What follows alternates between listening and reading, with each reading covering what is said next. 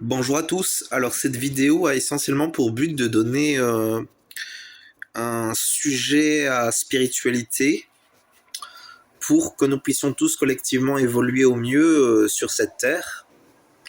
Et donc en quelque sorte le sujet principal c'est donc de développer une méditation pour en quelque sorte aider les gens qui ont des difficultés avec ce sujet à entretenir par exemple comment dire à entretenir des bonnes pensées, à entretenir des pensées constructives, à réussir aussi à comment dire à créer des états intérieurs. Ça c'est tout le principe de maîtriser sa lune au niveau astrologique. Donc nous savons que nous sommes reliés chacun à un thème astral. Ce thème astral détermine beaucoup de choses lors de l'incarnation. La lune a pour principale fonction de potentialiser ce qui va faire les situations où on se sent bien et les situations où on se sent moins bien, en quelque sorte. Et donc le principe, ça va être avec le soleil de conscientiser quelque chose qui va permettre à notre lune de s'équilibrer avec le soleil et avec le cœur subtil. Je vais donner un exemple. Par exemple, ma lune me fait me sentir un peu mal parce que il y a des choses qui ne résonnent pas juste et que je dois faire au quotidien qui ne sonnent pas juste avec mon besoin de vie authentique, avec qui je suis, à ce à quoi j'aspire vraiment. Bien sûr, il y a encore un besoin d'élaborer de procéder et de percevoir ce que j'aspire vraiment. Mais bon, il y a ce côté un peu en moi. Moi, j'ai la lune en Verseau, donc il y a ce côté très intègre, très authentique. Euh, la problématique, ça va être tout simplement qu'il n'y a pas de possibilité vraiment d'échapper à cette authenticité et de décider, bon bah aujourd'hui je vais suivre bêtement les choses sans me poser la question de l'authenticité, ce sera pas possible. Et donc le principe avec la lune en Verseau, c'est de l'équilibrer avec son soleil, c'est de l'équilibrer avec son soleil. Donc moi j'ai mon soleil en Taureau, donc le principe ça va vraiment être de en quelque sorte équilibrer sa lune grâce à son soleil. Donc par exemple le soleil en Taureau, c'est quoi le sujet? C'est la conscience de la stabilité sur la Terre et du bien-être lié à cette stabilité sur la Terre. Qu'est-ce qui se passe actuellement dans ma vie? Je suis toujours un peu stressé parce que en quelque sorte dès que quelque chose se passe, c'est comme si ça se reliait à plein d'enjeux, à des devoirs, à des responsabilités. Et donc, quelque part, tout ça se mélange et crée un amalgame qui, au final, a un résultat plutôt négatif. Et j'arrive pas vraiment à donner une réponse positive à mon environnement. La plupart du temps, je produis des réponses quand même globalement négatives. Euh, et donc, en quelque sorte, le principe, ça va vraiment être de réussir à équilibrer sa lune avec son soleil. Donc avec comment équilibrer cette lune en Verseau grâce à mon soleil en Taureau. Ce que je peux dire, donc, je vais d'abord me connecter à mon soleil en Taureau, donc conscience de la stabilité sur la Terre, du besoin de stabilité sur la Terre. Qu'est-ce que me dit ma lune? Ma lune me dit, je ne me sens pas assez écouté, je ne me sens pas assez respecté et on m'impose des contraintes qui ne me conviennent pas.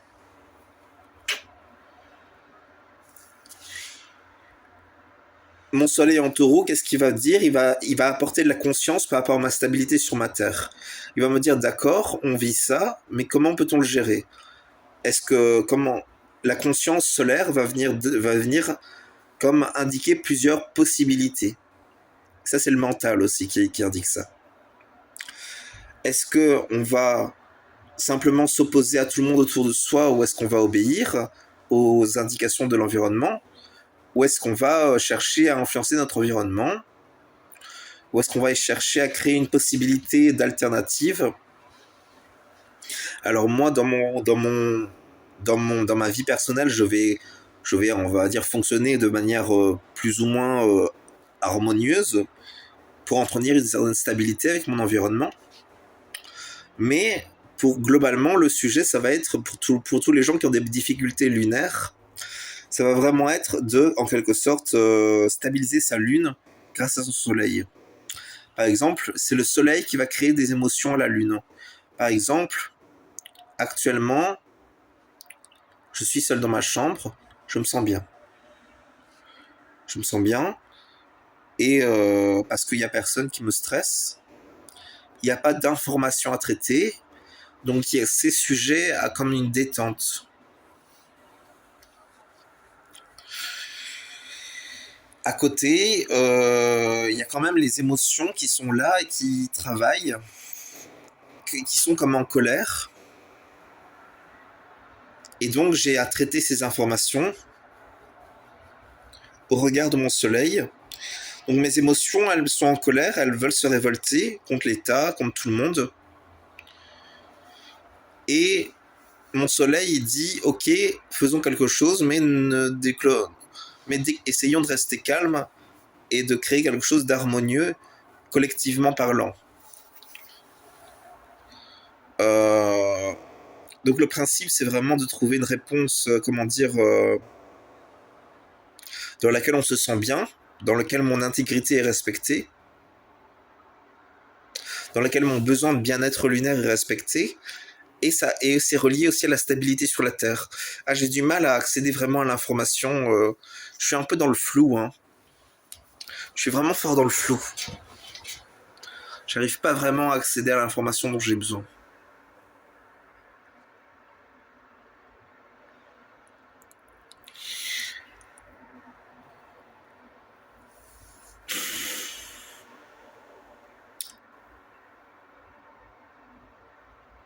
Ce que je peux faire aussi, c'est constater avec mon soleil que, au final, est-ce que mon intégrité est vraiment non respectée? Parce qu'au final, j'ai le choix d'obéir ou de ne pas obéir aux invectives extérieures.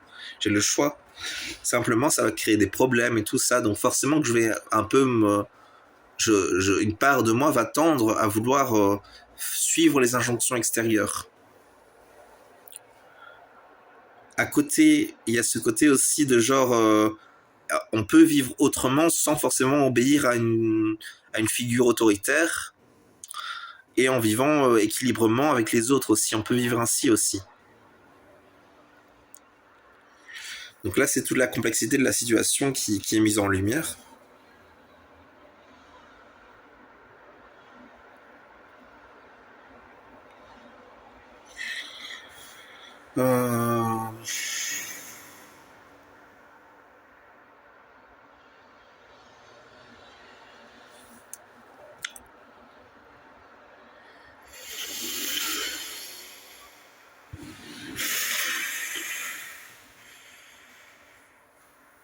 Il y a comme une instabilité intérieure qui persiste malgré tous les raisonnements, malgré toutes les réflexions, malgré les méditations. Il y a comme une frustration.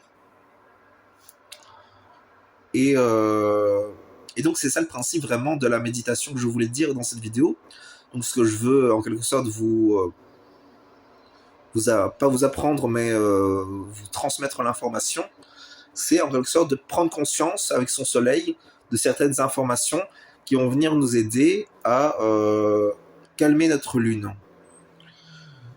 Et donc le principe, c'est vraiment d'équilibrer notre lune grâce à notre soleil qui peut en quelque sorte nous donner des réponses à nos besoins émotionnels quelque part. Par exemple, on a chacun une lune qui va venir plus ou moins dire comment on va se sentir.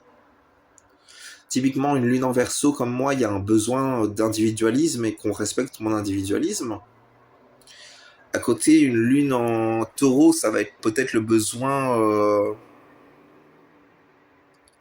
d'affection, le besoin de donner de l'affection, le besoin aussi de contrôle dans une certaine mesure.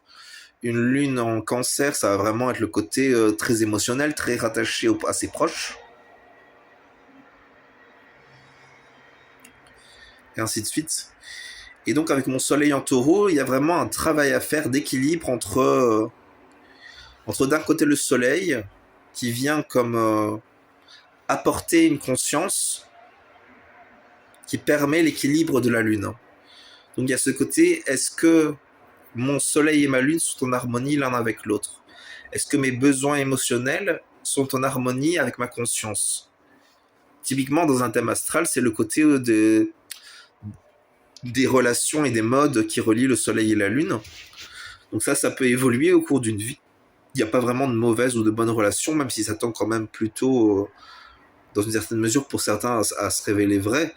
Il y a quand chaque modèle de relation entre les planètes sur un thème astral peut s'avérer fructueux pour l'évolution.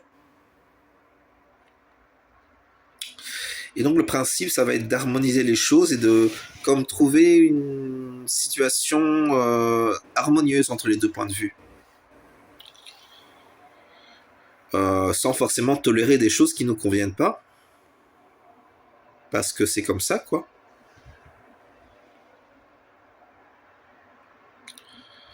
Comment dire? Après, c'est vrai qu'on traverse une période telle sur la Terre que c'est compliqué, hein. C'est très complexe la situation actuelle sur la Terre. Mais il y a clairement un besoin de spiritualiser ses émotions, spiritualiser sa conscience, et ne pas fuir sa conscience. Il y a ce côté aussi de ne pas...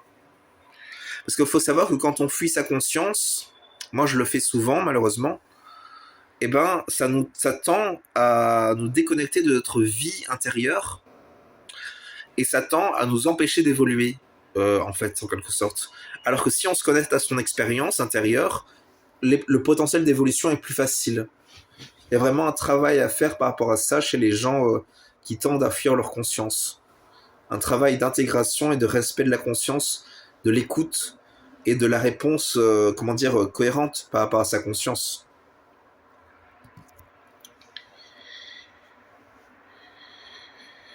Ensuite, qu'est-ce qu'on peut dire d'autre? Il y a ce besoin aussi de trouver,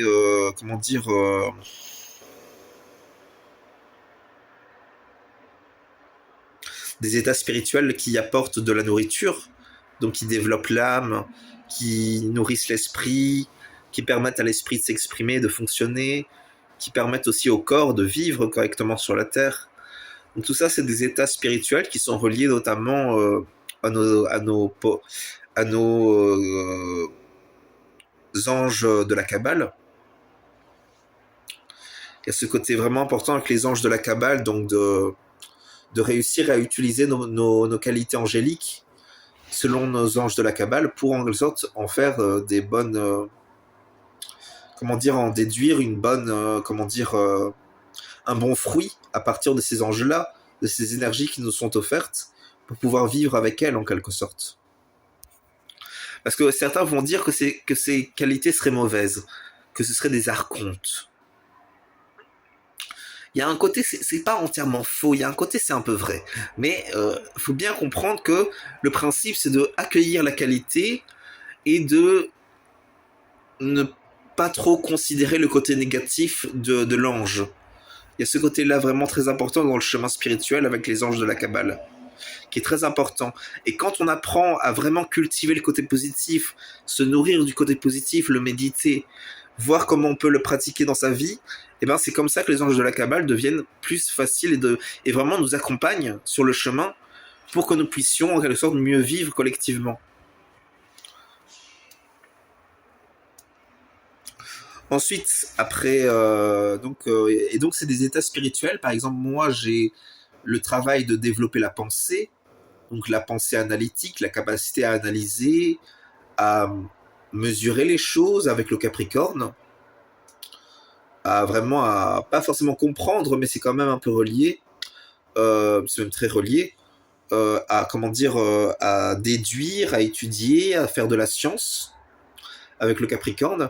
Et je pense que c'est vraiment un chemin d'évolution pour moi, parce que je suis ascendant Capricorne du côté de la Séphira Od. Donc je crois vraiment que j'ai un travail à faire avec l'ascendant Capricorne pour pouvoir évoluer. Un ascendant un ascendant qui peut m'être utile pour, trouver un chemin sur la Terre, et même peut-être pour la vie après la Terre, pour en quelque sorte étudier, développer de la science, comment dire, et même globalement trouver un chemin, quoi. Parce que c'est quand même ça le but au final, c'est trouver un chemin qui nous plaît, que ce soit dans cette vie ou dans la vie suivante, euh, ou dans l'entre-deux-vie. Alors, ensuite,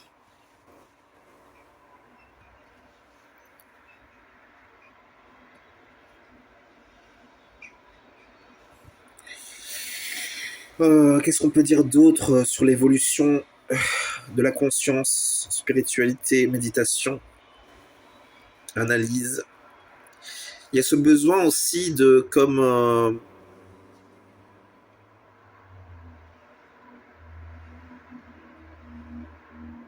d'analyser et de mesurer ce qui est juste et ce qui est pas juste. Ou plutôt ce qui est fondé, ce qui est infondé avec le Capricorne. Je crois que ce serait peut-être intéressant que je fasse des vidéos dans lesquelles j'essaie de mesurer ce qui est fondé et ce qui est infondé dans chaque point de vue de la société actuelle. Ça pourrait être intéressant.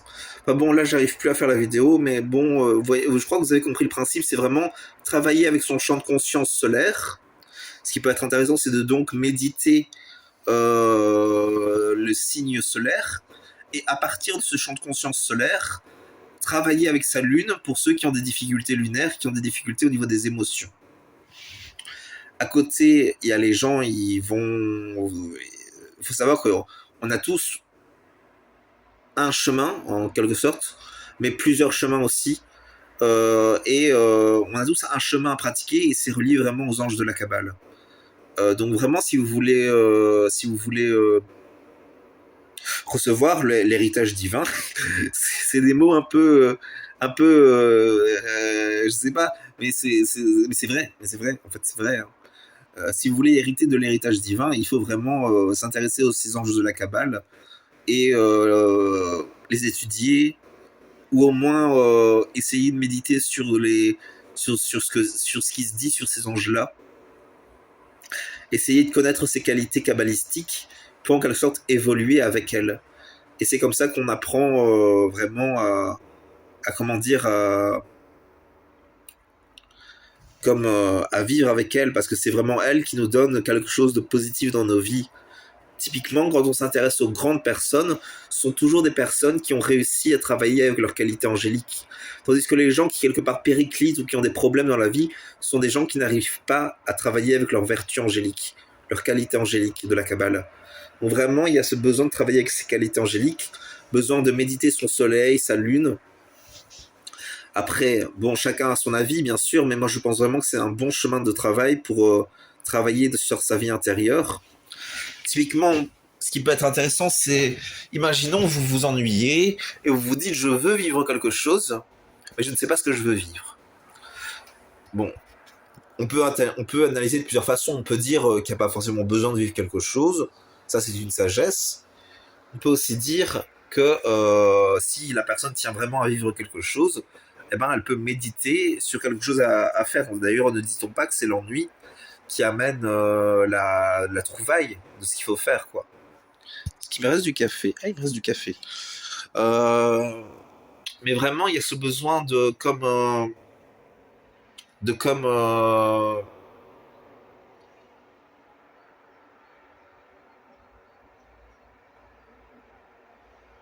j'allais dire étudier, mais ça c'est plus pour moi. Vous, je vous invite vraiment à aller voir les anges de la Kabbale, et parce que c'est vraiment un bon travail pour évoluer sur son chemin individuel sur la Terre. Après, c'est un peu un hack. Il y a un côté un peu, c'est presque de la triche de s'intéresser à ces anges et à son thème astral. D'ailleurs, on sait que dans les religions chrétiennes et même musulmanes et juives, c'est pas vraiment permis. Et chez les Nazaréens, c'est pas vraiment à la mode non plus. Mais bon, en même temps, il y a ce côté aussi de... Bon, si on peut pas avoir un peu d'aide sur le chemin, quoi, voilà, quoi. Donc je pense quand même qu'on y a droit au final. Et puis avec l'ère du Verseau qui arrive, on y aura de plus en plus droit. Donc je vous remercie d'avoir suivi cette vidéo. Donc une vidéo pas parfaite, c'est sûr, mais quand même, je pense que ça peut être intéressant. Et puis c'est toujours bien d'avoir des rappels sur les qualités angéliques, sur le thème astral. Vraiment, si vous voulez bien évoluer avec votre thème astral, il y a vraiment ce côté de méditer sur ce que potentialise votre lune, méditer sur les atouts de votre soleil, méditer comment dire, sur tout son thème astral, ça peut être intéressant, mais c'est surtout quand même le soleil et la lune qui sont importants selon moi. Dans une certaine mesure, Pluton, Neptune, Uranus, Saturne sont importants aussi, mais au final, c'est surtout le soleil et la lune qui sont vraiment les... La majorité des gens doivent surtout s'intéresser à, à la lune et au soleil, quoi. Parce que c'est les piliers, c'est les deux... Ah, j'arrive.